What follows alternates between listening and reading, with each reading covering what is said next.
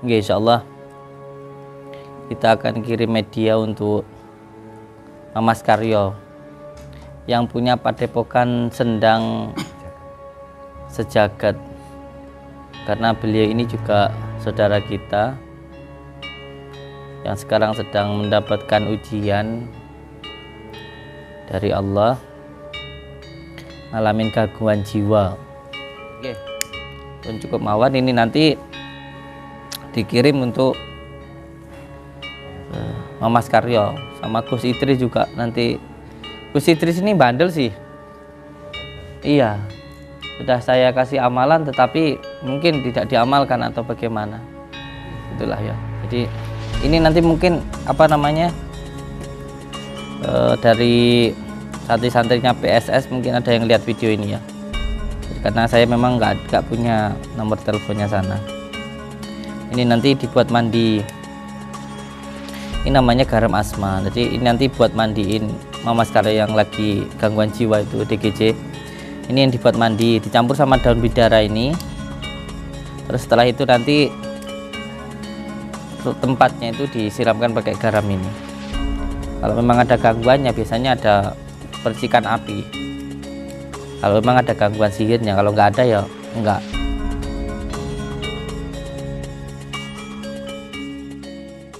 Malam Senin saya sudah berangkat ke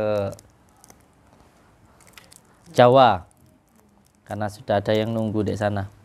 Sekaligus ini saya mau nyiapkan media untuk saya kirimkan ke Mas Karyo. Mas Karyo sukmanya hilang ini. Edan. Mas Karyo itu orang Medan ya, Medan. Ini terus sorban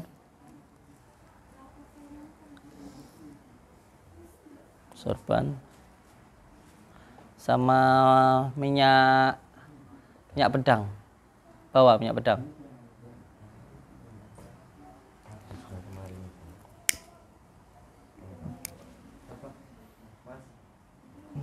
Oke, insya Allah kita akan kirim media untuk Mas Karyo yang punya padepokan Sendang Sejagat, karena beliau ini juga saudara kita yang sekarang sedang mendapatkan ujian dari Allah, ngalamin gangguan jiwa.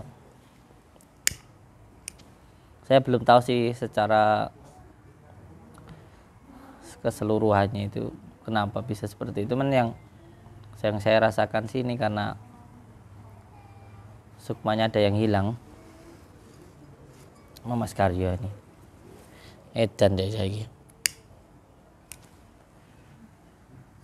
Apa jenengan berangkat ke sana apa?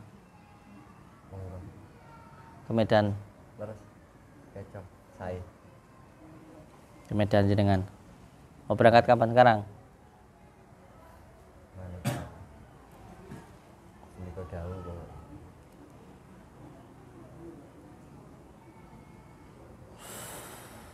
Nggih, mohon doanya untuk Mas Karyo.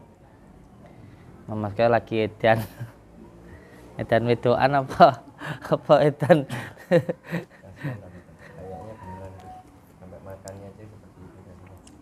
Makanya dek tanah sama kucing. Ya.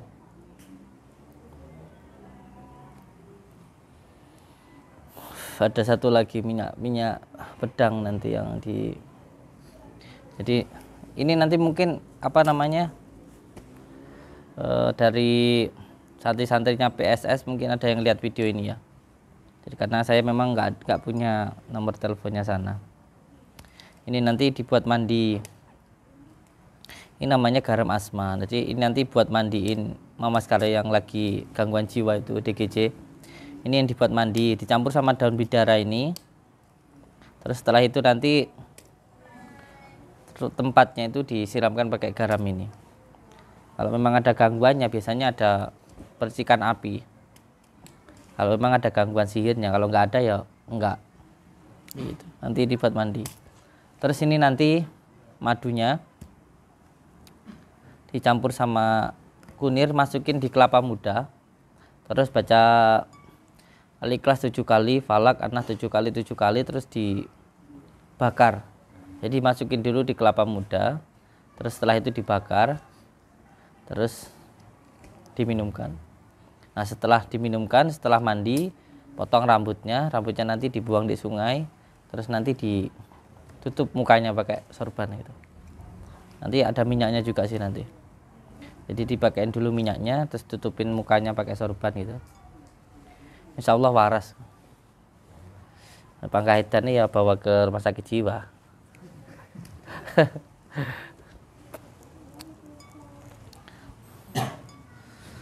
Perasaan dulu Mama Karya pernah saya kasih ilmu deh dulu. Pernah saya kasih amalan, tapi kayaknya nggak diamalkan. Makanya ya ngalamin gangguan jiwa itu. Mungkin nggak istiqomah ya. Atau mungkin dia punya amalan sendiri yaitu. Nggak tahu lah kita. Ingat nggih, selama kita hidup, kita itu tidak akan pernah terputus dengan Allah. Ini yang perlu untuk dipahami. Selama kita hidup, kita itu selalu dibimbing oleh Allah Subhanahu wa taala. Yang pertama, melalui dengan khawatir atau khotirah. Pertama khotirah robaniyah, itu dalam kolbu. Di dalam kolbu sir namanya. Sir, makanya amal sirullah, datullah, syifatullah, wujud afulullah, itu asma sir. Sir. Pertama melalui dengan hati kita. Karena hati adalah tempatnya Gusti. Yang penting, yang pertama ya harus menjaga kebersihan hati. Jo gampang nesu, jo gampang ngamuk. Kemarin malam saya ngamuk-ngamuk karena ditantang orang. Lagi pengobatan kayak gini, tadi malam ada yang datang ngamuk-ngamuk. Sebenarnya orang marah itu boleh, itu manusiawi. Yang dimaksud, yang dilarang oleh baginda Rasulullah itu marah yang tidak sesuai dengan perintah Allah. Kalau sepanjang kamu ada orang masuk ke kamarmu, itu kamu marah ya tidak apa-apa, orang tidak sopan kan kayak gitu. Kalau ada masuk ke kamarmu kamu diem aja ya, itu namanya kamu ya goblok. Ada yang gangguin istrimu, kamu diem aja, itu namanya bukan sabar, goblok itu namanya. Marah itu boleh. Yang tidak boleh itu ketika marah melakukan tindakan yang dilarang oleh Allah. Contoh, kamu dihina orang terus kamu bawa golok baca orang, itu nggak boleh. Yang penting yang pertama itu tidak melakukan hal yang dilarang oleh Allah. Yang kedua, tidak berbicara yang buruk. Contoh kon marah karena bojomu ya, bojomu numesu kayak gitu. Yang penting kamu tuh nggak ngucapin kata-kata yang buruk kayak gitu loh, cengok, goblok, wong itu orang kena diatur, balik adalah sebagainya lagi gitu. Yang nggak boleh itu kayak gitu. Terus yang ketiga itu yang penting nggak punya pikiran yang jelek. Jadi kalau istrimu marah, ya deketin, tanyain, jenengan itu marahnya kenapa kayak gitu. Aku ini salah apa kayak gitu. Saya sendiri itu ya paling nggak bisa didimin. Saya itu orang yang paling nggak bisa didiamkan. Saya timbang dimenengnya mending cak gelut aku, mending cak bacoan karuan. Timbang dinengno. Pas saya paling nggak bisa saya. Entah itu sama istri saya, sama anak saya atau siapa. Saat jam wis nggak betah, aku tak celurin ini. Kowe aku disalah apa mbak awakmu, nyapa kowe menang kayak gitu. Kalau saya kayak gitu. Ya sebenarnya ya mangkel ya marah. Tapi yang penting ketika marah itu nggak keluar kata-kata yang buruk. Sampean berantem sama istri, terus sampean kok bisa menahan mulut jenengan untuk tidak berkata yang buruk. Itu jenengan berkah. Itu sudah jihad. Jadi jihad itu nggak perlu bawa bom. Ketika jenengan marah sama istri, kok dari mulutmu itu nggak keluar kata-kata yang jelek, itu udah jihad. Sama jenengan berantem sama istri tapi nggak ada niat untuk bercerai, itu juga sudah jihad. Karena mempertahankan sesuatu hal yang halal, itu namanya jihad barokah itu.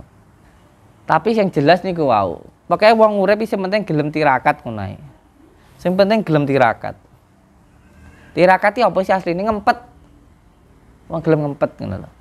Cara sampean pengen tuk jagung sak karung kudu lilo jagungmu diguak ning lemah, iki kabumian jenengane. Pengen disayangi bojo ya kudu sampean nyambut gawe kerja keras karo bojo sing sayang, kok akhirnya disayang karo bojo ngono wis penak. Enak sampean pengen seweneng karo wong wedok, carane piye ngumpet. Aja nyawa wong wedok nganggo syahwat, nahan pandangane, wis to wong wedok nglak dumen karo awake dhewe. Itu ngempet. Wong urip mau ngempet. Karena apa? Apapun yang kamu inginkan, maka itu kamu berikan, maka kamu akan mendapatkan apa yang kamu inginkan. Ngono tok. Wong urip ngono kuwi. Jadi berikanlah apa yang kamu inginkan, kamu akan mendapatkan apa yang kamu harapkan. Ngono tok.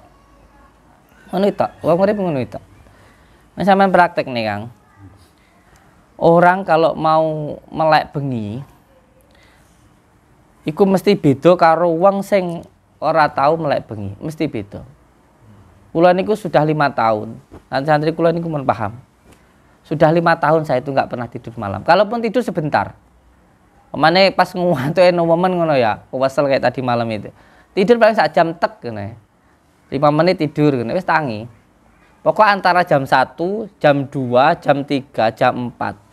Sapa wong gelem melek mulai jam 1 sampai jam 4, istiqomah. 41 dina ae, uripe mesti beda. Mergo apa? Jam 1 kuwi sing diarani dat. Dat iki Gusti Allah. Jam 2 kuwi sing diarani sifat. Jam 3 ki wong tuamu. Jam 4 ki awakmu dhewe. Pokoke sapa wonge sing gelem melek, siapa orang yang mau matanya ini terbuka di antara jam 1 malam sampai jam 4 subuh, hidupnya pasti akan berbeda dengan orang lain. Pasti berbeda. Mesti beda. Sama ibadah sholat yang paling abot apa? Sholat subuh. Iya ndak? Mergo sholat subuh iki tentang dat karo sifat iki mau. Makanya sama lek pengen ngetes, aku imanku kuat apa ora, aku duwe iman apa ora, ora usah bingung-bingung, ora usah tekan mbek wong. Delokane sholat subuhmu. Kalau sholat subuhnya bolong-bolong, imanmu ya bolong-bolong ngono ae wis to. Ora usah tekan mbek wong liya. Karena ini tentang dat dan sifat. Kenapa sholat maghrib itu 3 rakaat? Ini tentang Allah, baginda Rasulullah, dan orang tua kita. Kenapa sholat duhur itu 4 rakaat? Ini karena Allah, baginda Rasulullah, orang tua kita, terus diri kita. Urip iki mung 4 tidak loh. 4 ini doang. Makanya sapa sampean sing gelem melek jam 1 bengi sampai jam 4. Uripnya mulia-mulia. Beda, mesti beda. Kula pun praktek nih. Jadi saya itu hanya tirakat saya dari dulu itu enggak aneh-aneh. Pokoknya bengi melek ngono wis. Bengi melek, sementing gelem melek ngono. Gak maksiat, maksudnya melek gak kok dolanan YouTube, gak kok musikan ngono, gak sementing melek ngono ae.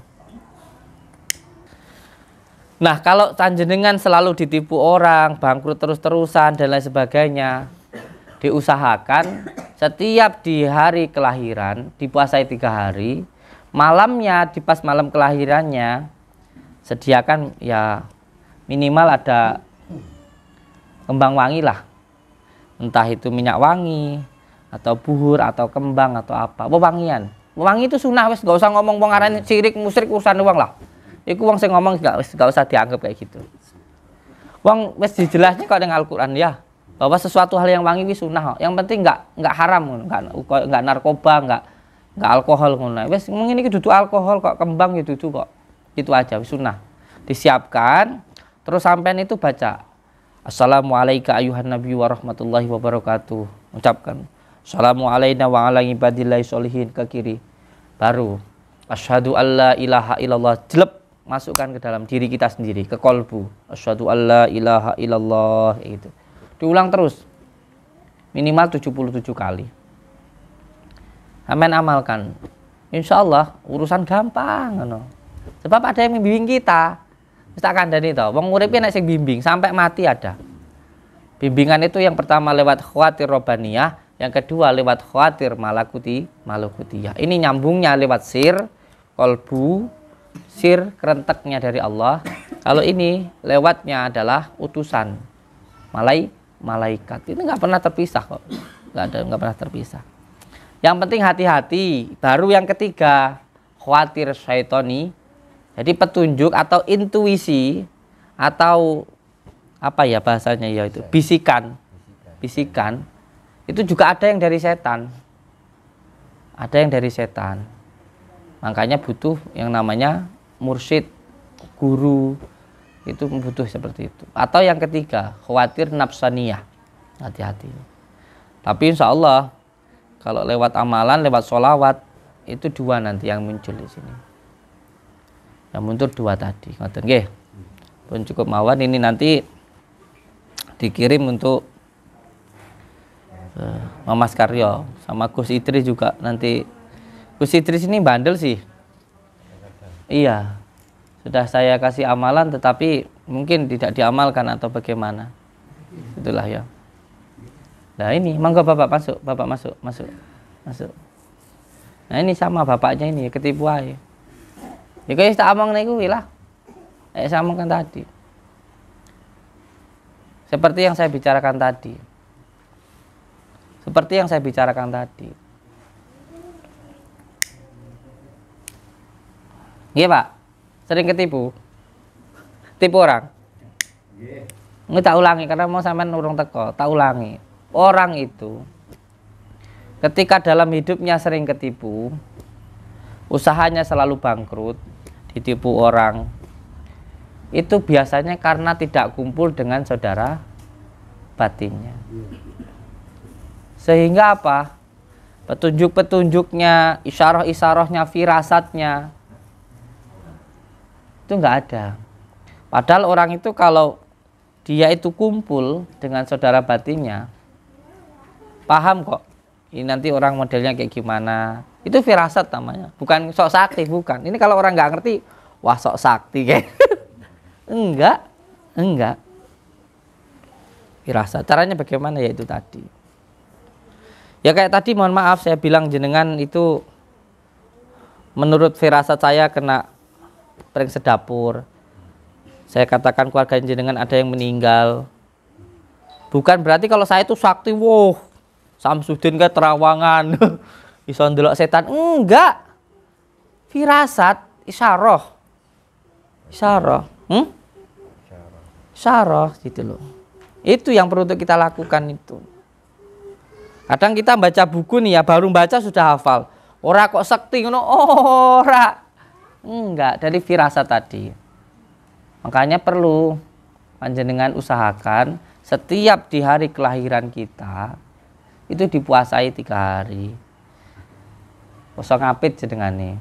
Oh tenan. Dipuasai 3 hari. Malamnya lakukan yang tadi saya sampaikan. Ya, so. Kula niku tirake ket riyen niku namung melek bengi ngono tok aku. Gak tau aneh-aneh aku. Gak tau melek bengi, kadang pengen ning kali ya ning kali. Pengen ning makam ya ning makam, pengen ning kuburan ning kuburan, pengen ning gua, pengen ning alas ning alas. Lah kula niku di omah nilainya 25 miliar. Jarang tak anggoni. Tak anggoni sing anggoni malah bocah-bocah iki lho. Saya itu kalau malam lebih suka kalau dek gua tanya ini, dek sungai. Sing anggone malah bocah-bocah. Ngono iki lho, donya iki kaya ya oleh lek urung. Lek wis biasa ae. Iya enggak? Sampeyan roh wong wayu sememok ngono ya, kaya bojoku ngono. Contone aku. Wah, wong kaya ayumen kae wis bojo-bojoku aku seneng iki. Wis tak bengi kok tak tumpaki iki, enak iki. Kaya ya oleh urung. Bahasan wis biasa ae. Padahal jarang dikeloni. Lek bengi metu wae gelut ae. Donya iki kaya ya oh. Kaya ya oleh lek urung, lek wis biasa ae. Ya saya dulu tuh ndek mobil Alphard kok enak ya. Wis ngendi-ngendi numpak Alphard ngono. Bahasan wis duwe senenge mlaku. Donya iki kaya ya oleh lek urung, lek wis biasa ae. Lah ngoten niku wae. Sama kayak dulu tuh pengen terkenal saya itu. Ya, ceritane wong ya, pengen terkenal ya. Halah bahasan terkenal biasa ae. Malah terkenal ora penak. Ngendi-ngendi dipaidu wong. Wah, aku biasanya mangan ning pinggir dalan. Senengnya kumpul-kumpul karo preman, ya. Aku seneng neng kafe, neng hiburan malam ya aku seneng. Oleh bolo-bolo ngene iki edan ngene iki. Edan saiki mali waras. Lho gara-gara aku terkenal Gus kok neng kafe. Gus kok mangan neng dalan. Lah aku senengnya ra nggih baju lho kan dhisik. Tadi malam aku sebenarnya nggak pakai baju tadi malam itu. Ngono ya dipaidu wong, Gus kok ora nggih baju. Peh. Lah asline aku ora seneng ora nggih baju, nggo sarung talu-tilu ngono. Itu aslinya saya kayak gitu. Pakai kayak gini sebenarnya gerah saya itu. Cuman saya menghargai jenengan semua saja. Namun karena menghargai. Kalau saya itu aslinya senengnya nggo sarung, ora nggih baju. Itu aslinya saya. Makanya kemarin itu pas edan itu ya aslinya saya kayak gitu. Senengnya ngono wi, mangan ning dalan, orang nggih sarung untal-until ngono ya seneng. Aslinya saya begitu. Ngene iki gak pate asli jane. Ngoten. Oh. Ya tapi karena menghargai orang aja. Nah, kata beliau itu sebenarnya perlu untuk mengumpulkan saudara batinnya. Yang pertama apa? Tadi malam bahasanya baru aja yang ada yang datang ke saya. Jadi ini bahasa firasat aku dilok nek sok sakti neh kok repot iki malah. Iya, saya paham. Kan melihatan wangin jenengan yang ketipu itu kan. Seperti itu bagaimana caranya? Panggil sukmanya. Ora moro edan wonge. Ngono ae. Kadang-kadang kita itu nggak ketemu sama orangnya selalu rindu itu kan ada ya sampai nggak doyan mangan. Iki waktu jatuh cinta. Wih, ya kan pernah kan jatuh cinta? Ngerti wong pengen ketemu.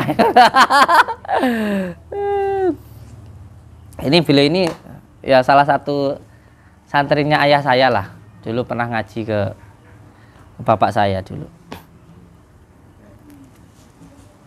Ngoten nggih. Nggih donga dinonga pun monggo. Nanti kalau saya ngomong aja kok sampai bengi ra sida-sida ruqyah malah bahaya. Sudah jam 8. Nanti dipersiapkan medianya ini untuk Mas Karyo.